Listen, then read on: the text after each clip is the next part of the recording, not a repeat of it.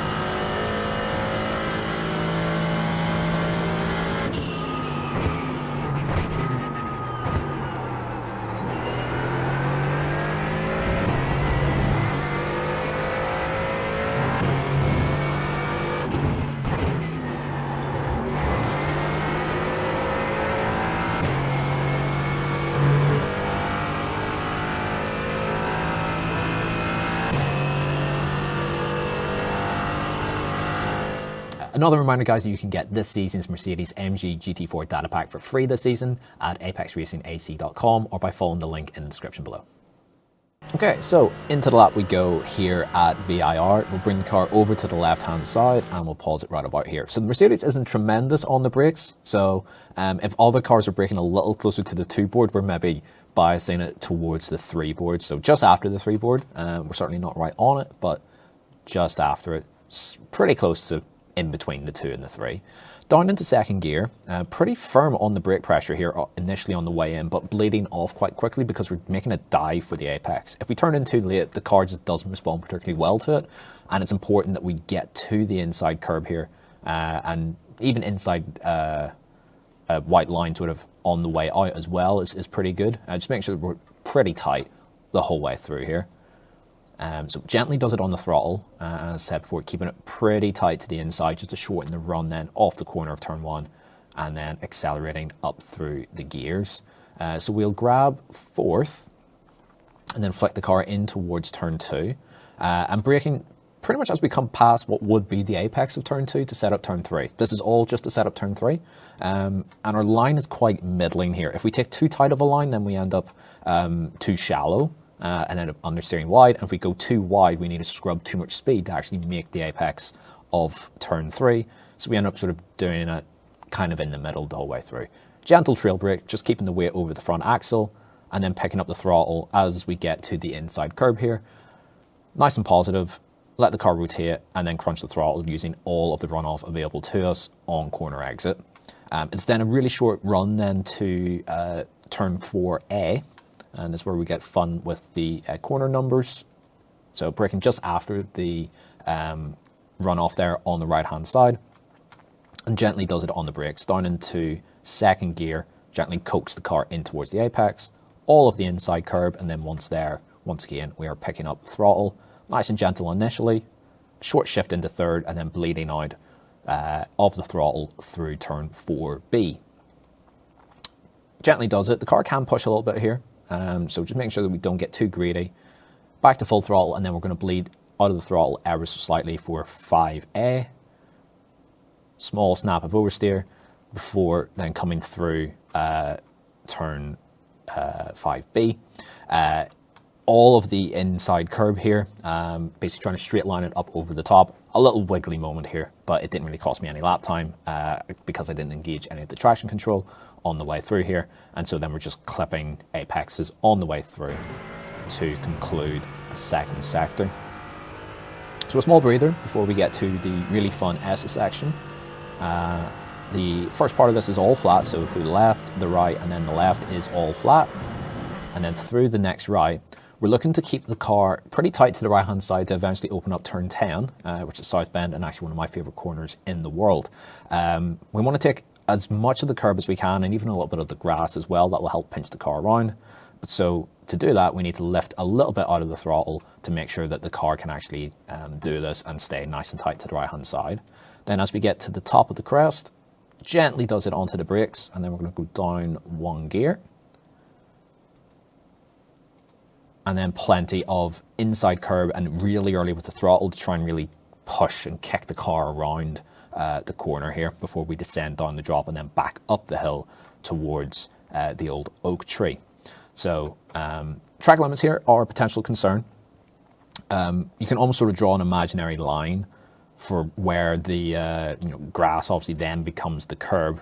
But we still want to like take all of the inside curb. But if we turn in too early, then we run the risk of off-tracking on the inside. So just do be mindful of that. Full throttle by the apex, and then let the car arc out, and then hang on down the hill. It's such a fun corner when the car's working well.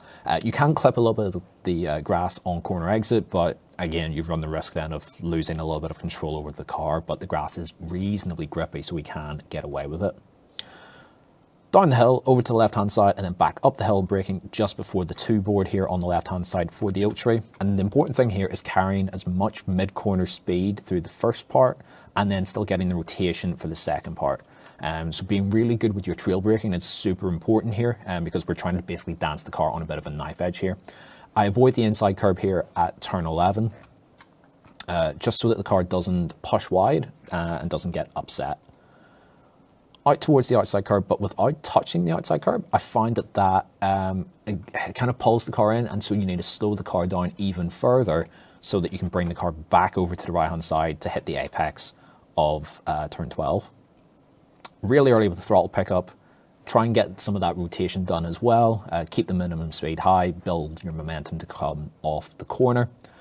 And then as we land off the curb, full throttle, and then tracking out using absolutely everything in terms of the runoff that you can. I would say though, generally avoid the dirt here and the grass under traction, but once you're stable and at a higher speed, you can get away with it a little bit.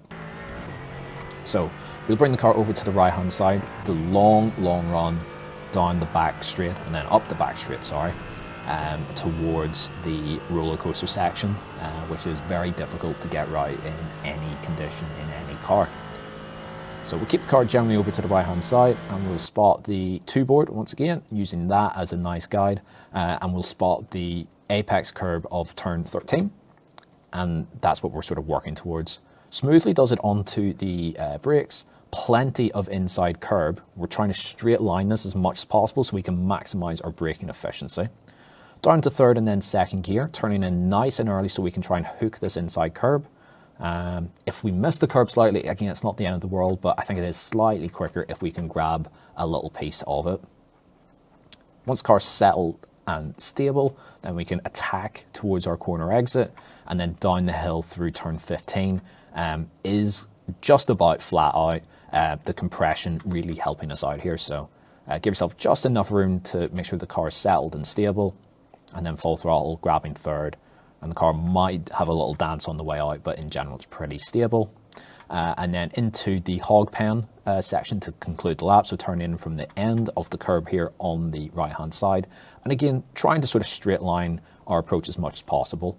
Onto the brakes just before the inside curb of the left here, and trying to take as much curb as possible, being gentle with the brake pedal, making sure that we don't pitch the weight too far forward, which would cause potential scraping, and then we lose a little bit of that control over the front end and how the car is behaving. Just roll that through nice and slow. So I'm quite gentle with the brake before we get back onto solid ground, down into third with a little bit more brake to actually slow the car down properly, and then plenty of inside curb through the first of the 2 right-handers to conclude the lap. Once we land off of that curb, we can basically commit to full throttle. Try not to track out too wide here, because you end up killing the tires if you run the car wide here for no lap time gain. So it's probably best just to go in and around halfway across the circuit, to then tuck the nose back in, and you can open up the steering to then give yourself the momentum to come off the corner, using all of the curb on exit, and then bring the car over to the right hand side for the shortest run to the line, and that's a lap of VIR in the Mercedes-AMG GT4. Thanks for watching. Make sure to go over to apexracingac.com for your free Mercedes-AMG GT4 data pack for the rest of the season. For further questions and info, join our Discord server, which you can access with your subscription. We host a group coaching session on a Tuesday evening, so make sure to check the details in the Mercedes-AMG GT4 car channel once you've signed up. Thanks for watching, and we'll see you guys in the next one.